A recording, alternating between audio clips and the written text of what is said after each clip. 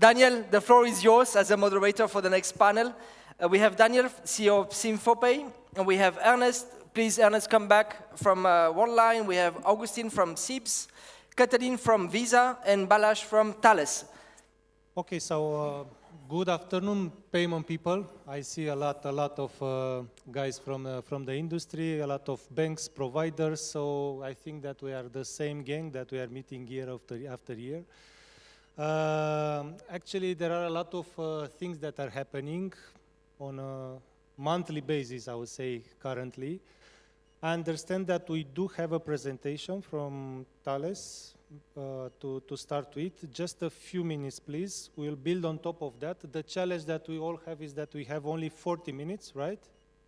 30, okay, thank you. That's a Black Friday. And soon 30 if... So we'll try to keep it, let's say, as effective as possible. And my goal is to facilitate a discussion for all of us to take some notes and to take some ideas to be, let's say, digested on the way back to our homes. So, please. Daniel, thank you very much. And this one works, so it's good. So hello everyone, and thank you for finding your way back from the lunch, despite the sunny weather. We really appreciate. So my name is Balazs Polonkai, and I am from THALES. Probably you know us as the guys who do a lot of cards. This is still true. We do quite a lot of them in the physical form. And over the past couple of years, we have been building a digital platform that is taking care of quite so many digital cards as well. So Sergio was asking me to prepare this supposedly exciting panel, and when I was putting the numbers together, Spotify gave me this song. I'm sure you all remember. This is the Rockefeller Skank, and I was thinking, yeah, this is what we should talk about. Check it out now, check it out now, check it out. This is exactly the rhythm how we are doing digital payments, like there is no tomorrow. So I was thinking, without aligning with Dariuzs, that I will bring some numbers, some figures that are probably a good foundation of the conversation. If you were listening to the song, the Rockefeller Skank, on Black Friday, by the end of the song, more than 3,000 customers checked out only on EMAG. In those 7 minutes, 3,000. Yes, there were more than 600,000 users during that day, only on EMAG, again, in the e-commerce. And interestingly, 73% of them were using some kind of online card payment method for the payment of their order. Safe to say, this is going to grow further. Black Friday is definitely one peak in the year, but if you look at the year at wide, during 2024, 55% of Romanians are buying at least one product or service online, while we know that the internet penetration is pretty high. It's close to 100%, 94 something. If you're wondering with me, what are the others doing between the 55 and the 94, then you have to look at the numbers, how it looked earlier, 38 and 23%. My bet is that this is going to grow further to the full internet penetration figures. How much are we going to spend while the 55 will gradually become closer to 100? Well, the e-commerce market is today 5.4 billion euros in Romania and expected to grow to 7.5 by 29. How this is possible? Obviously, because more and more merchants are going to sell their goods online, and obviously, because more and more customers will be buying their stuff online. So our mission, our issuers, tech providers, application providers, merchants, acquirers, is to make them in a supportive way.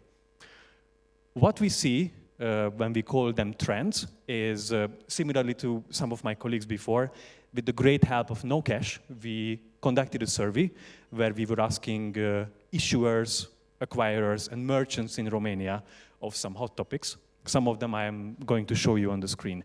What are the most used payment options for online purchases? There is not a big surprise, and it's pretty much aligned with the 73% of the EMAG statistics. Cards are still ruling, together with digital wallets, and we see an increase in the other technologies like account-to-account and buy now, pay later.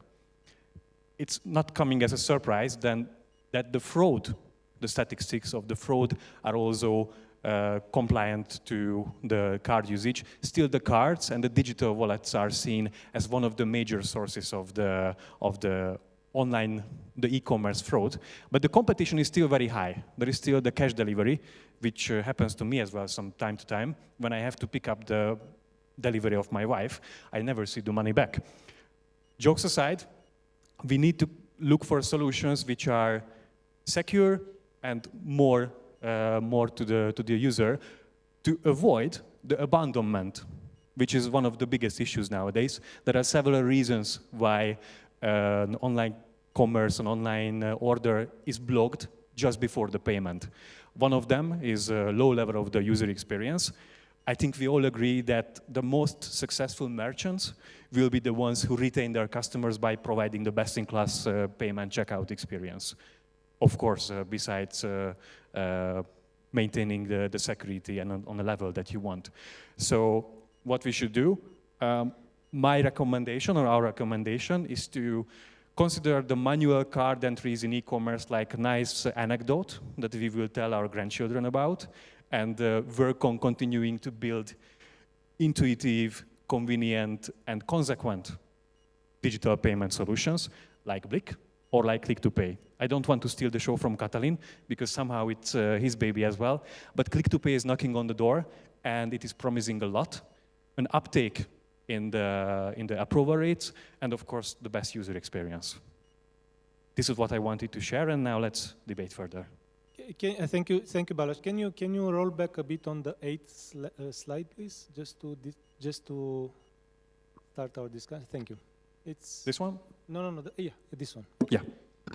So, thank you so much. First of all, I would like to just look on this slide showing the risk, the fraud pattern that you see in the survey that you run, right? This is the number. Okay, so what I see here is that 25% of the fraud attempts are, let's say, going through cards, based on the graphic, and I see all the other methods which are quite close to the cards, right? Like buy now, pay later, I see cash on delivery, account to account, and digital wallets. My first question here is how can we interpret this slide looking to the fact that the cards still are the majority of the payments? I see a huge gap here between the presence of the cards in the transactions, I mean, online, offline, doesn't matter, and the fraud attempts that are taking, let's say, are seeing through other methods. So what would be the challenges that we see in adopting the other payment methods, especially in online where we are not, let's say, seeing the customer, it's just the transaction, and we need to, if you want to start, Catalin. Yeah, if I may, it's very true that Romania has a very vibrant card payments industry, and as we said, I would say at national level, we now have over 21 million cards, 2 billion transactions, growing very fast at over 20%. If you look at e-com, which in general is known to be growing at over 2.5 times than the rest of the transactions, e-com is, I would say, I can say huge in Romania, knowing the stats because we are part of the Central Eastern European region. Romania has the highest penetration of e-com in total payment volumes in the region. It's quite high. It's substantial and significant. I would say it's the highest across the whole region. So don't think 20–30%. Think above that. Oh, okay. It's quite high. It's growing very fast. The rates, even in Romania as well, are significantly higher than the rates of physical transaction payments. We do have, I would say, if not the best user experience, primarily with card on file. Balazs was mentioning EMAG. EMAG is very proudly, is very proud of its user experience primarily with the card on file experience, and where the focus is on tokenization. So to take the experience of payment transactions to the next level in security. And as we said, back to your question, of course, most attempts are on cards.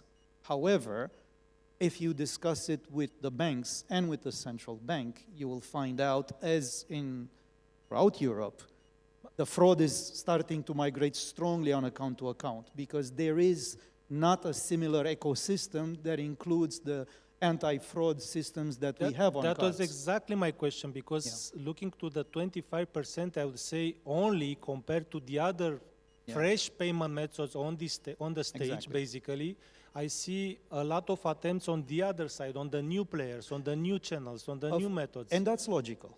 And we see that not only in our discussions with stakeholders. As you can imagine, we monitor closely the dark web, and we see the conversations around fraudsters migrating and focusing primarily on account-to-account and cryptocurrency transactions, where, as I mentioned, that the ecosystem is not built yet. And to finish, basically, this question, I would say that this is where we see also part of our role as having built this ecosystem around the card payment system to also support this area with account-to-account, where we can provide the support that we can bring. Tomorrow, my colleague Franta will make, I would say, a very interesting presentation exactly on how we are approaching the account-to-account environment, where we are aiming to bring all of our assets and benefits to the players. So Visa will expand the products and services to accounts. We have announced that we are now ready to, as we have announced, we are no longer just a card payments company.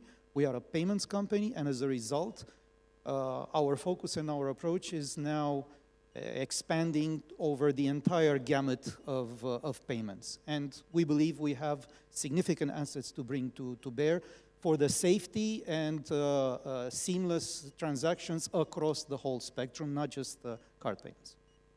Thank you, Catalin. So, Ernest, from the, let's say, position of Worldline, one of the biggest companies in the world in terms of acquiring, processing services around banks and so on, how do you interpret this graph in terms of, let's say, challenges when we are looking to expand the way that we are servicing customers online?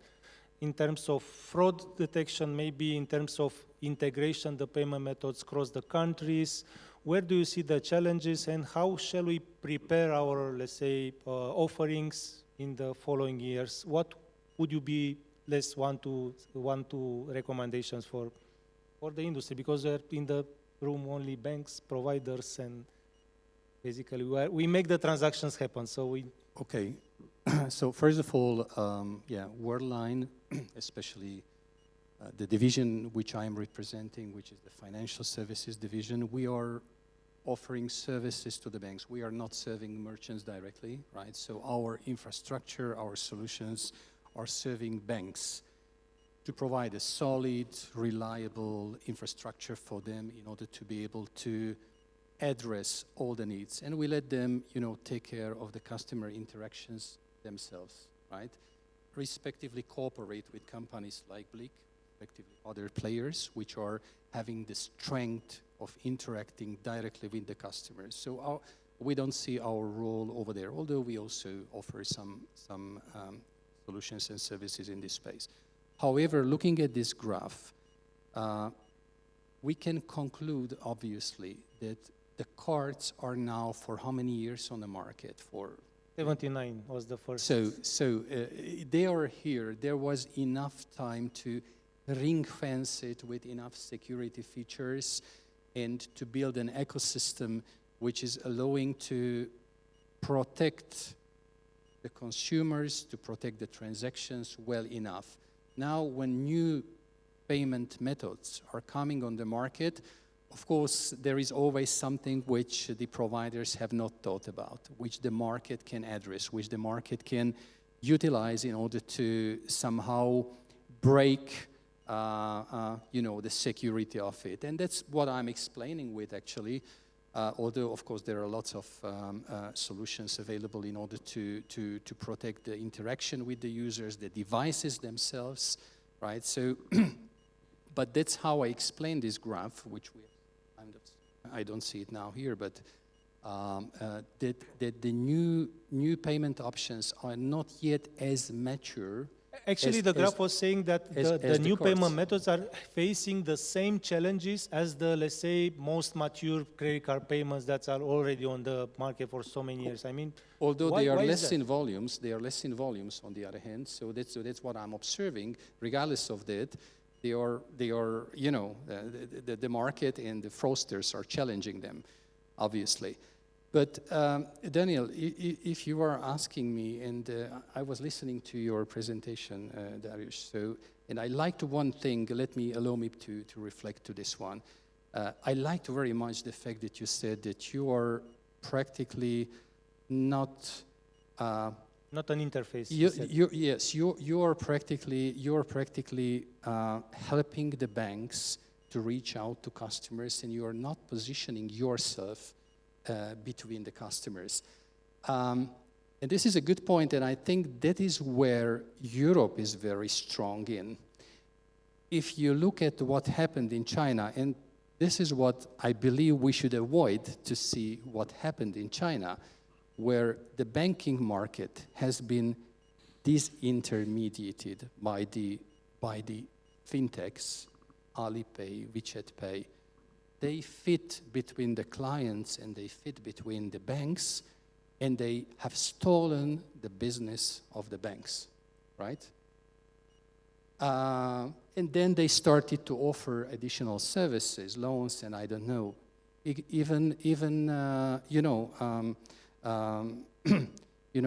employers can pay directly to WeChat wallets the salaries and so on and so on. So this is something which Europe is very good at, and regardless if it's card payments, if it's alternative payment options, I think this is what has to be maintained by the banking market, and this is what has to be kept safe and disintermediation free.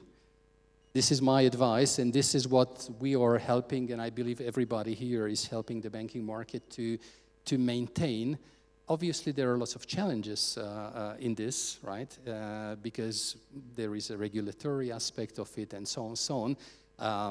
Open banking is being pushed, which is giving possibility for fintechs to step into this, this road and into this business. But otherwise, I think Europe is doing quite well in this regards, as opposed to the eastern part of this world. Thank you. Thank you so much. I will ask Augustin right now, because we discussed a lot about e-commerce, about online payments, but I know that SIBS is combining both e-commerce and card-present transactions. How do you see from your side, what are the trends in terms of omni-channel approach of the customer? Because the same customer is purchasing online, maybe using a new account-to-account method, maybe using BLIK. But when you are speaking about card present on the brick-and-mortar transactions, is mostly card present and cash, as we know.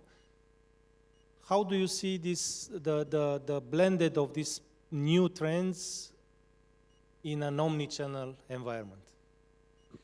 So just to start the discussion, as you know, we've been here for 30 years. So we've built, let's say, together with the banks in Romania, the payment rails for cards in Romania, together with Romcard and Provos in the start.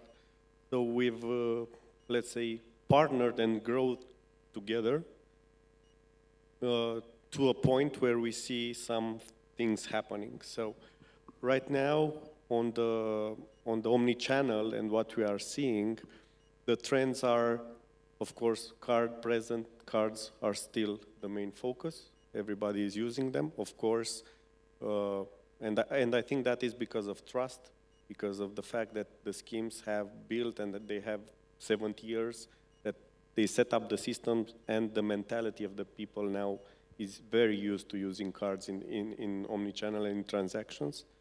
Of course, now with the new technologies, with tokenization, with digital wallets, this is starting to grow this trend, and we are seeing an increase and an increase on this. And probably in the future, I do believe that new technologies will impact more and more, like alternative payments, like alternative card schemes. You know, in Europa there is this trend to have competitive. So right now, the European Union is pushing a lot all the countries to implement alternative payment schemes, which is affecting the traditional players, but also giving opportunity to them to attach this market. And we are seeing also new technologies that can come into play in these ecosystems. We are seeing that more and more merchants are looking for fast transactions, for seamless, for global transactions. We are seeing the need for instant settlement, and that's a very big thing. And I know Visa is also looking into providing rails, and there are discussions on providing instant settlements for customers. So this is the trends that I see in the near future, or at least the 5 to 10 years. Of course, as everybody knows, I'm a huge supporter of blockchain, not necessarily crypto, but blockchain as a technology, it has let's say, the possibility to replace some of the very legacy systems that the payment system right now is based on, and everybody could benefit from that, from the merchant to the user. The users, of course, want, because everybody's talking about the new generations, how the generation gap that it's happening right now. So we need to cater to those okay. Users in using those technologies. Okay, to be more pragmatic, mm-hmm. What would be, let's say that I'm a merchant, yeah, because there are not too many merchants in the room. I will be the merchant today, because we are providers of the industry. You are trying to sign me up for your payment method. Worldline is looking forward to process me. Visa is, let's say, my strategic partner for the transactions. SIBS will be helping me to integrate transactions. THALES integrating transactions. THALES will provide me with all the tools, let's say digital tools, analytics, cards, and everything I need to process my transactions. But I don't have too many resources.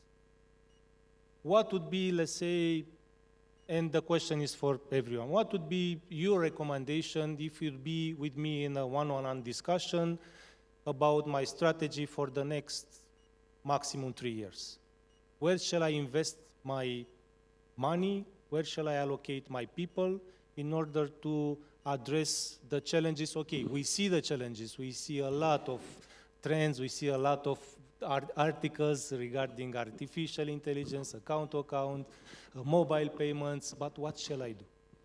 Because, sorry, and I will let you, because the answer maybe will guide all of us to build our future products for the market. So it depends what hat you want to have in this discussion. If Let's say I'm a big retailer, yes. I'm a big merchant, online, offline. As you know, I'm a true believer of partnerships. So for big retailers, of course, I can give you a very straight up example, and you know it best also. The post-sharing solution is a very intriguing and very,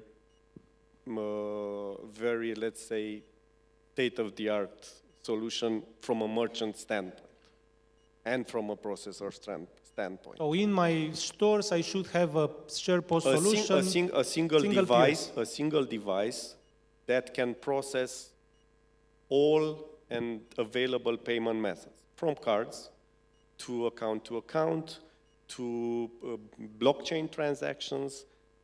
So I think from a merchant standpoint, the experience in the checkout is key.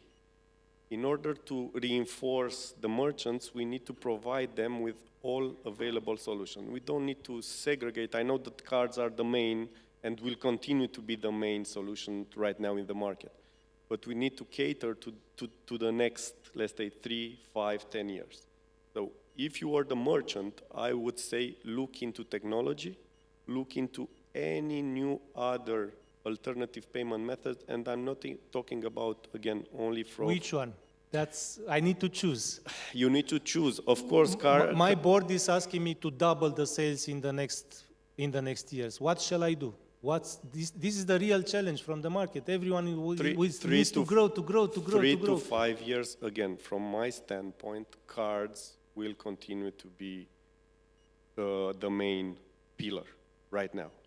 So Catalin, you are happy and yes, 3 to 5 years. I'm also looking into alternative schemes, RoPay and BLIK. At the moment, for Romania, of course, they will start probably to gain more traction.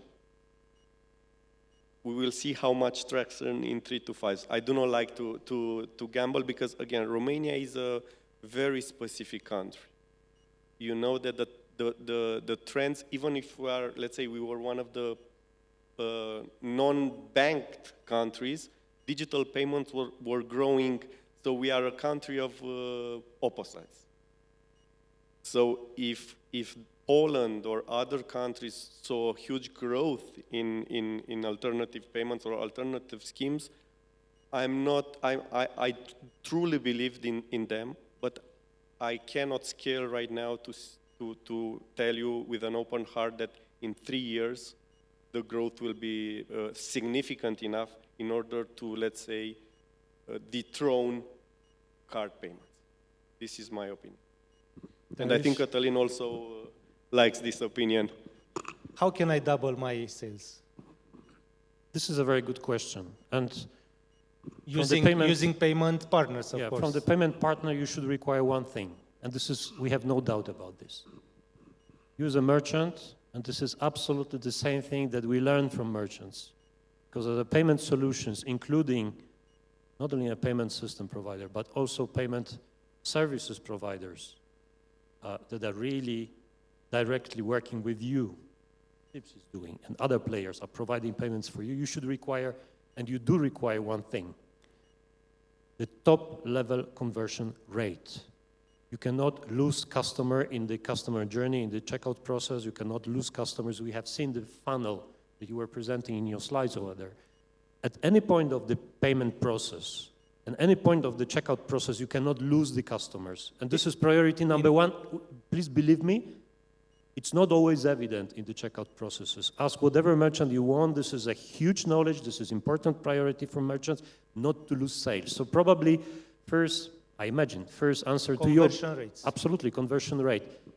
At BLIK, we accept only one reason to reject a transaction. Not sufficient funds. Not sufficient funds. And even this, in this situation of having no sufficient funds, there's another additional product that can be provided by the bank, which we consider instant credit. Buy now, pay later, provided to the customer still through the mobile banking application, to provide to the customer financing, of course, on a secure level, after all the scoring processes behind, which even this 5 or 4 or 3% can be, doesn't really have to be a lost sale, lost customer if we finance the customer. It's over right now to accept 15, 20, 25% of, let's say, lost sales in the checkout process right now. It's over. You should expect the only reason of insufficient fund, as you mentioned, as the only reason that can be acceptable because the customer cannot allow to buy those goods, nothing more. And I think that this is important also to mention, if I have the microphone, so I will use it. loved what one of the colleagues in the previous panels from Moldova said, which we really share. This is about trust. Payment about trust. Customers trust their banks. Absolutely. There is huge trust of customers to the bank. It's our responsibility right now just to provide probably more technology, more tools to reinforce this trust and not to disrupt this trust. The customer needs to stay with the bank and cannot be disrupted with any other third-party solution that with great pleasure would like to go into the relationship. Let's protect the relationship between the bank and the customer. But this is not the only relationship. I don't want to take your time. But there is there is another relationship which is absolutely important. Is the relationship of you and your customer being a merchant. You as a payment services provider, you are providing your tools, your technology to merchants. And at any time, and I think we do share the same value with Visa, for example, as well, that this is your responsibility to maximize the conversion rate with the merchants, and our responsibility is to deliver the highly conversion payment instruments to you, but not going into the this relationship with a merchant.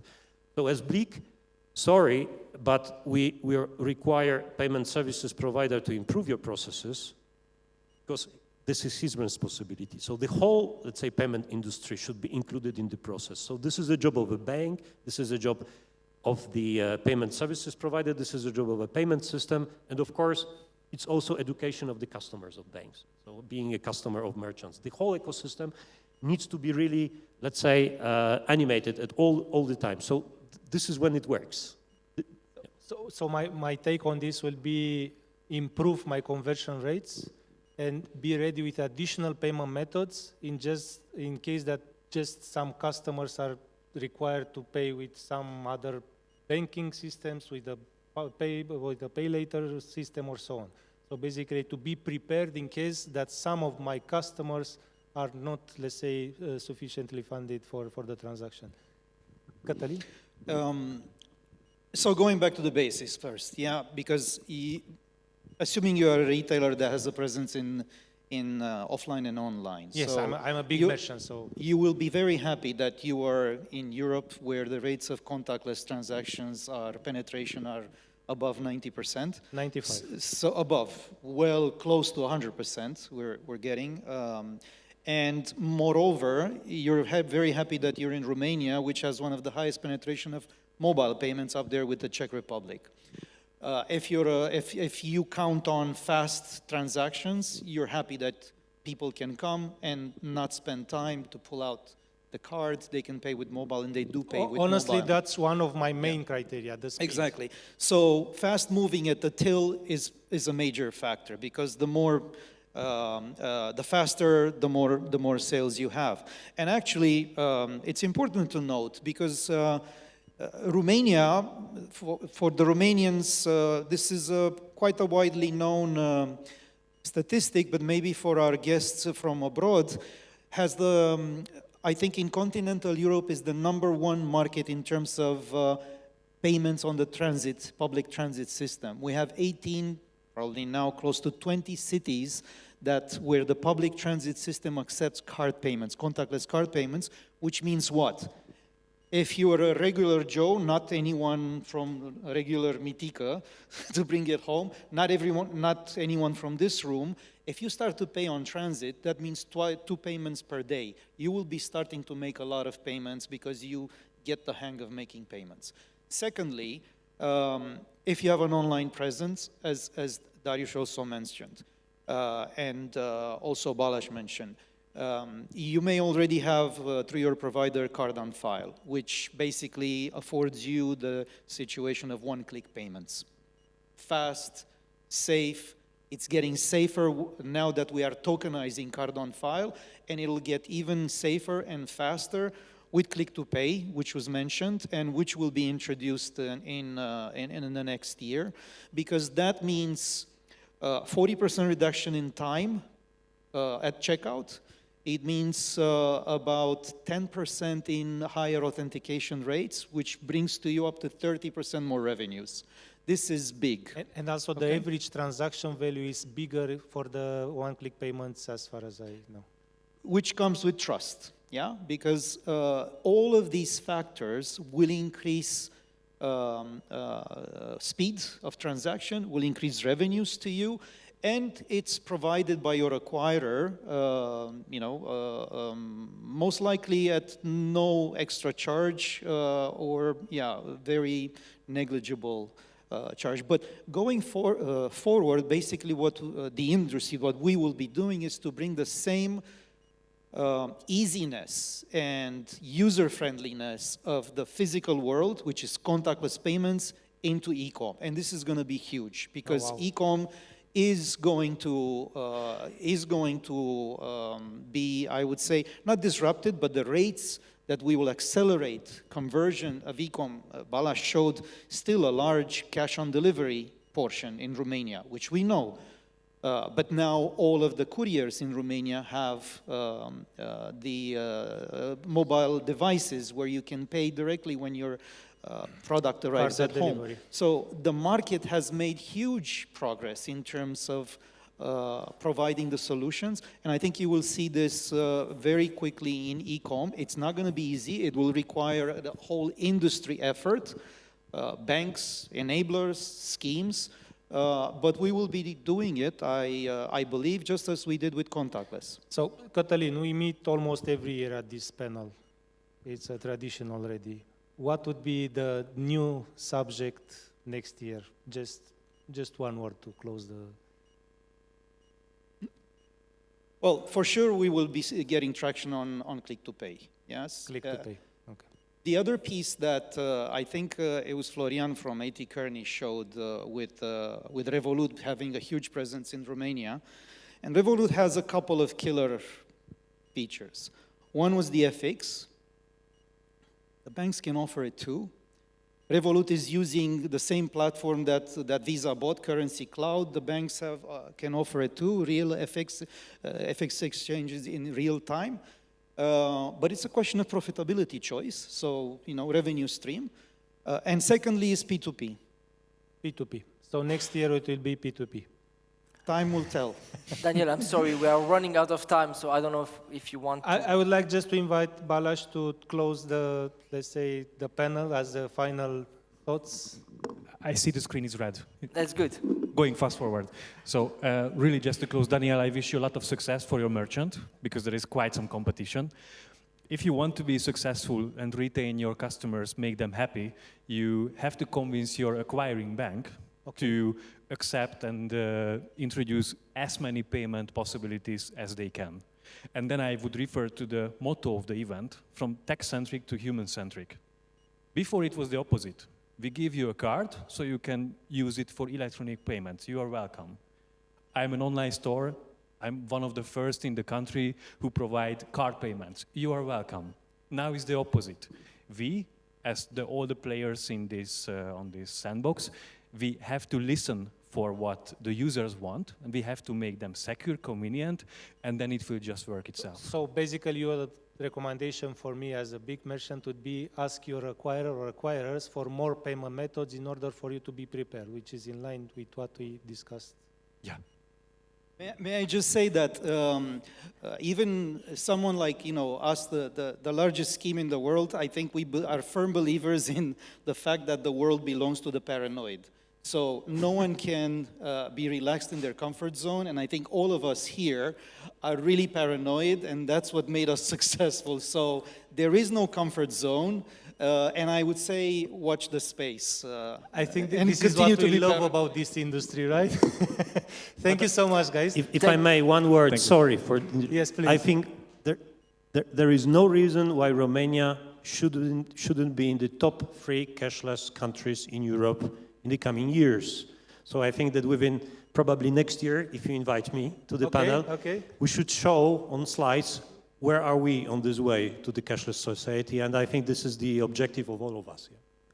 Guys, amazing. It Thank could you so last much. 2 hours. We could have a panel of 2 hours because yes, I know, it's amazing.